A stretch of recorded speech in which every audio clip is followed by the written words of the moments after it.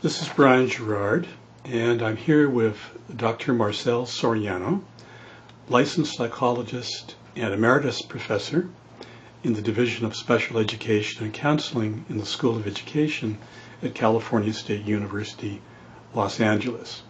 Dr. Soriano is also president of the Institute for School-Based Family Counseling and was one of the pioneers that developed the first school-based family counseling master's degree in the United States about 25 years ago.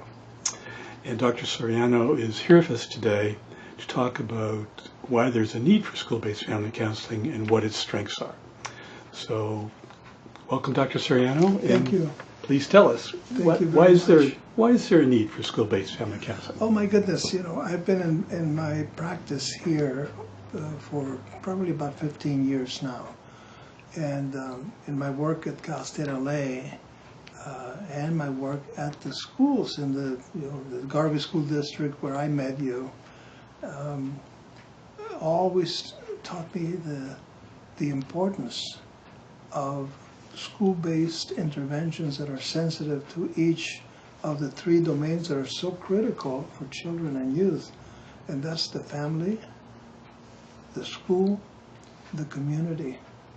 And the strengths of the program are that good school-based family counselors understand the culture of each of those domains, each of those contexts, and are able to communicate in ways that are synchronous to each of the three domains. In other words, they understand the interdependence of the family with the school and the community. Has there been an absence of that in schools? There isn't a day. In fact, I keep this book next to me. Today, as a matter of fact, I was speaking with a family who was at the end of her ropes, indicating how the school was saying to her, "We know better than you do. We know what your daughter needs." And she said to them, with my support, because we've met several times and I've sort of rehearsed on how to understand the culture of the school and how to communicate gently but firmly her rights, you see. And with due respect to you, Principal, I think I raised my daughter 15 years, and I know my daughter and my daughter's need a little bit better than the school. And so I'm not interested in getting in a confrontational stance. I'm interested in your cooperation, in your understanding, and your ability to listen to what my needs are with respect to my daughter. I'm here to support you, but I need your support as well. It's that kind of language. Yeah. Which So there's been somewhat of a lack of respect for and in collaboration with parents in the way schools have related in the past. What has been the consequence of that lack of collaboration? Well, the consequence is when everyone pulls in the same direction, you can imagine the success if everyone is on the same page. Just as we find in family systems, we find that sometimes the problems with kids, with children, with adolescents, is that parents don't agree on what the norms are. And so one pulls one way, the other one pulls the other way, and you have a problem. So it's getting the three key entities that influence a child. Let's face it, a child or an adolescent spends 6 hours, or a third of the day, at school. That's a major influence, not only teachers and educators, but peers. And so that context has to have some prevalence. But at the same time, the child is born and grows in a family, and that family system needs to needs to be understood by the schools. See. I understand there are 6 major strengths that school-based family counseling has. Could you please tell us about each of them? Well, one of them has to do with the systems perspective.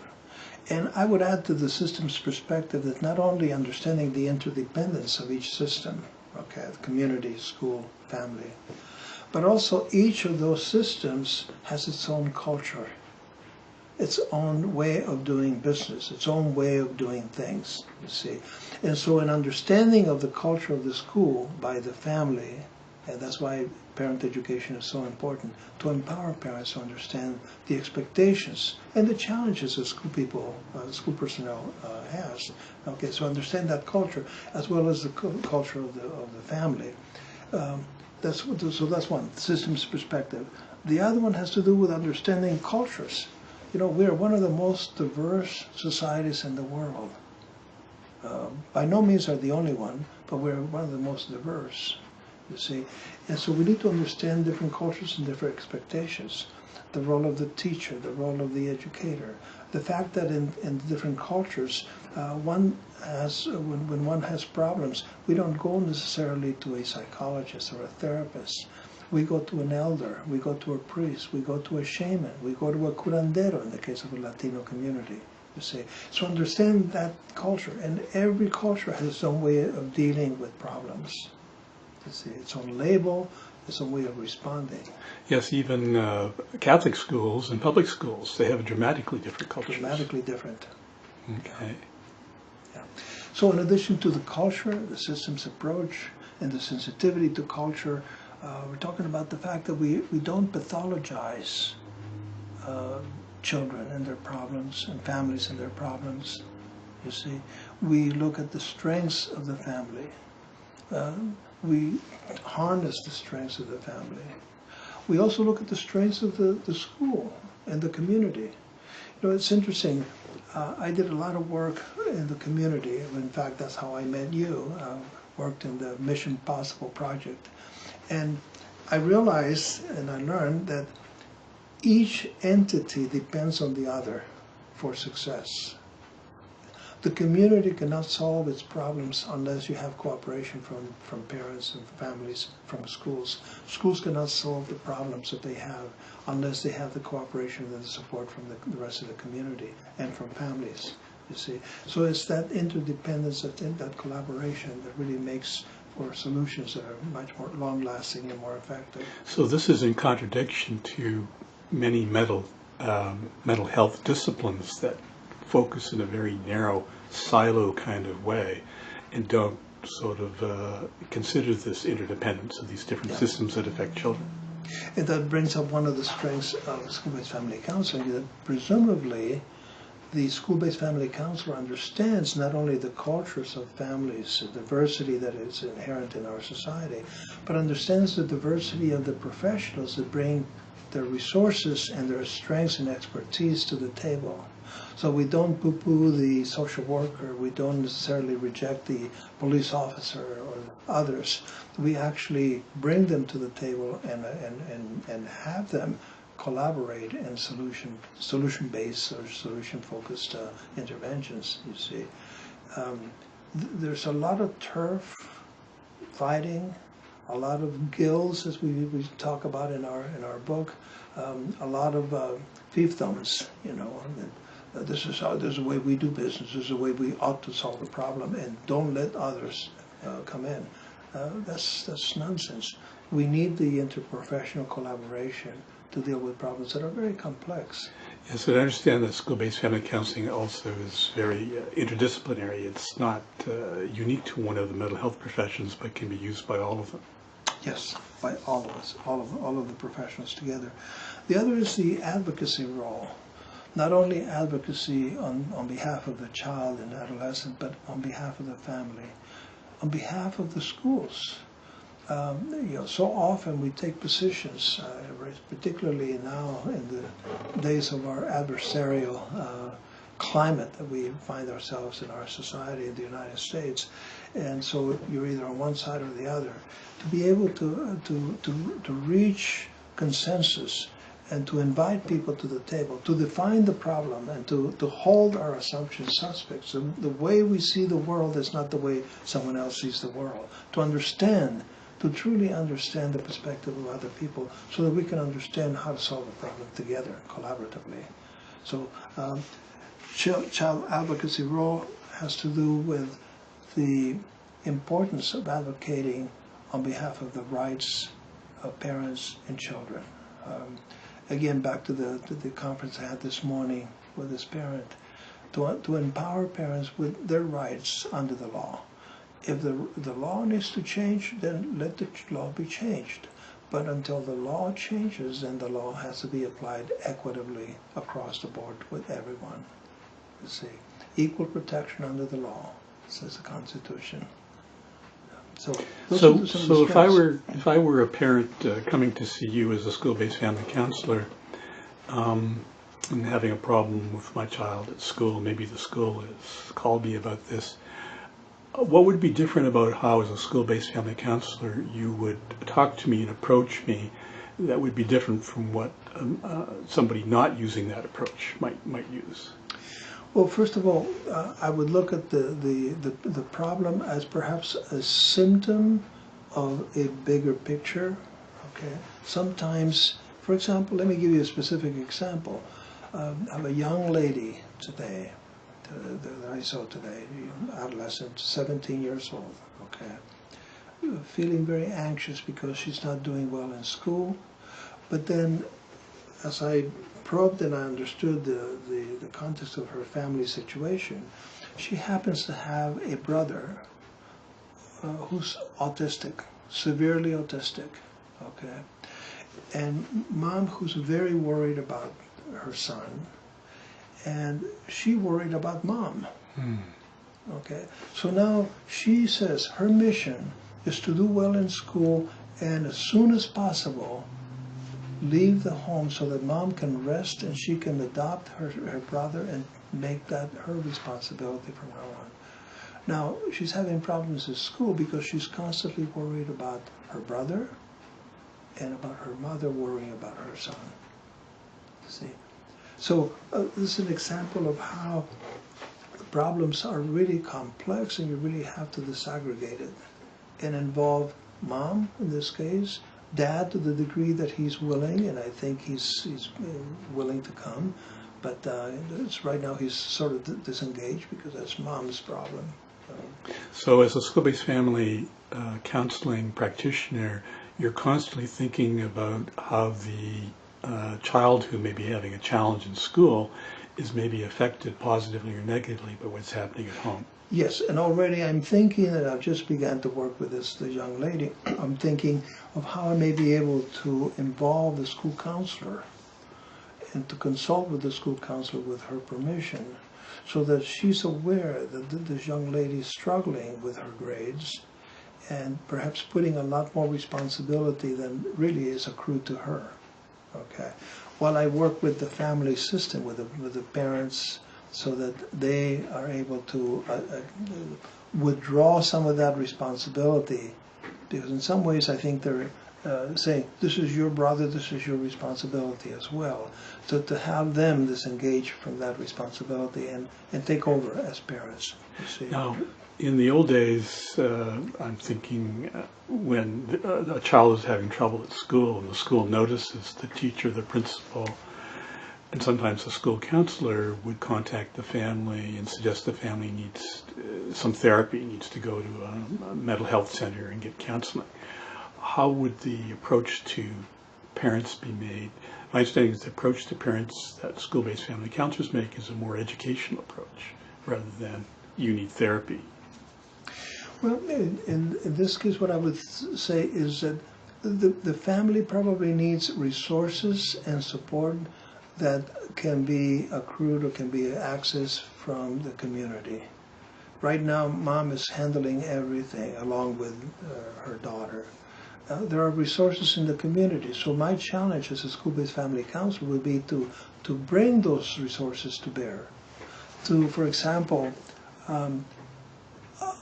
initiate contact with the Department of Children and Family Services to receive respite care, so that a person can come in and work with the child while mom takes time to go grocery shopping, or to allow that person to take over the supervision and the care for that child while the sister does her homework, instead of being the only ones that take care of that. So now I'm bringing resources from the community to bear in that family. You see, it's looking at mapping out the needs, the multiple needs that this particular family has, and ensuring that everyone is on the same page. The school is on the same page, the families on the same page, and the resources that come to bear are also brought in. So that's what Okay. it's sort of more of a holistic approach. And I understand promotion of school transformation is also part of one of the strengths. School reform is probably one of the most urgent needs, and a school-based family counselor initiates not by colliding with the system, by raising questions. What would it look like if we were all able to successfully achieve our goals as a school? What would it look like? What would be the implications if we were to begin from scratch and start a system that says, at the end we want students to be successful? What will it mean for the counselor in terms of collaborating with the teacher with the principal, the school social worker, all the people who are involved in the schools and the community? This is what we did in Mission Possible, because I can recall going to the community and saying to the local hospital, we need space for a clinic. Would you be willing to help us with that?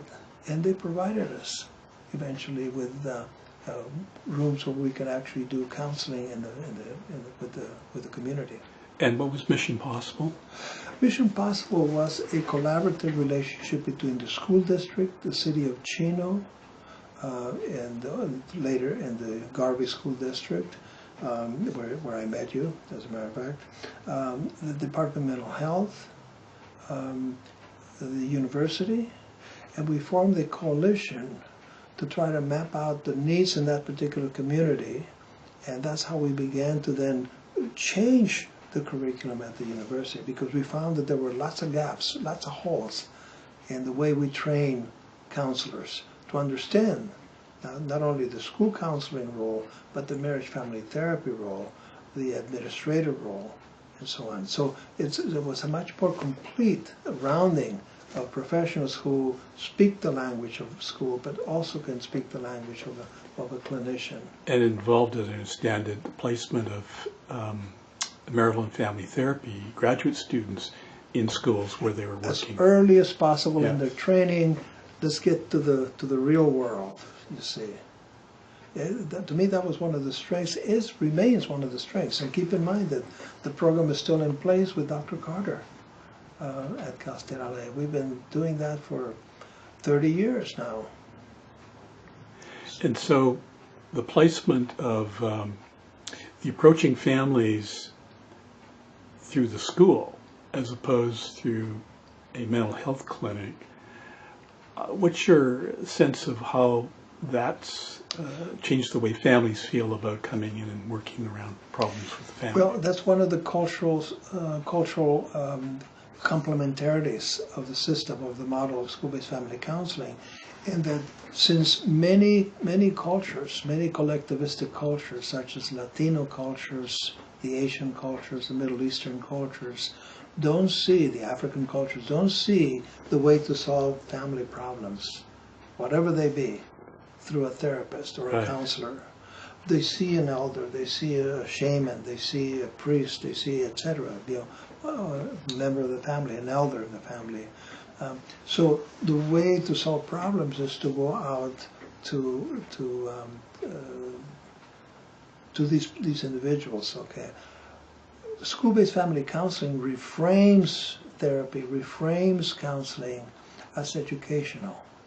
You see, I don't know of any parent who doesn't want their son or daughter to be successful Right. academically or to be successful vocationally. And so if I say to the parent, I need your help to be able to help your sons be successful in school, to be able to earn better grades, to be able to be more successful in terms of the behavior at school, I need your cooperation, I need your assistance, I need your support. What parent is not going to do that? That's a dramatically different message than, It's a different "Gee, message. your son's acting out in school, we think he has emotional problems, and by the way, we think you do too, so how about some therapy for all of you?" The implicit way in which we Yes. communicate blame Right. to parents. There's somebody guilty here. Somebody's failing at their job. Who is it? Is it mom? Is it dad? Or is it the school? You see, that's what Hank Levin at Stanford said. You know, we're so busy looking at the guilty party. Who is the guilty party? It's the bad schools, it's the bad principal, it's the bad parents, and dysfunctional families, and so on and so forth. When really the solution is looking at what are the strengths and how do we get kids to succeed. We know from the work of Howard Edelman at UCLA that there are barriers that impede success in school. What are those barriers? And part of that is the lack of collaboration, lack of understanding, lack of systemic thinking about how best to achieve the success of these kids. So the school-based family counselor is a multilingual professional, multifaceted professional who understands the sensibilities of each professional who works in the school, who works in the community, and certainly their families. So a really important strength here of school-based family counseling is that it's strength-based. It's strength-based. Looks for positives and accesses those in the family, and that reduces resistance to coming in. Even in cases where there is quote-unquote pathology. I have adolescents who are schizophrenic. I saw one today. You know, schizophrenic, delusional, hallucinations. You see, even in those cases, if you just stay with the symptom, the delusions, the hallucinations, and fail to see the complexity of issues that impede on that individual, you are ill guided, ill informed. You see, here's a family, for example, in this case of this schizophrenic young man, with a father who's in an institution, mom who is single parent raising this kid, okay, living in a trailer with no resources at all. Okay, so now my challenge is to involve the school in assisting this young man to get access to some resources through special education. Now that was a battle. That was a battle. But the adolescent is now receiving special education services instead of discipline. Okay. Mom is now able to access some resources through the Department of Children and Family Services because, for better or worse, her father, the husband, who was in a hospital still, was a veteran, okay, from the Army. And so he's now receiving services through his father's former service. You see. So it's collaborating with the social worker, with the school, and with the family, and looking at the strengths. So even in cases where you have pathology, you can do a much better job by including all of the professionals that really need to come to bear. Now, I understand, Dr. Soriano, that there are an increasing number of universities that are interested in school-based family counseling, but not every university and not every mental health discipline is yet actively moved in developing these kinds of programs. What are your thoughts about the future of school-based family counseling? The future, I think, is good because I think we're beginning to see that the answer to the problems in society doesn't lie in the school, doesn't lie in the community, doesn't lie in the family alone. There is an interdependence that needs to take place. I think there's also implications for the way we train professionals to be more conversant with each profession and respectful of each profession and afford sort of a unity of purpose in the way we train individuals.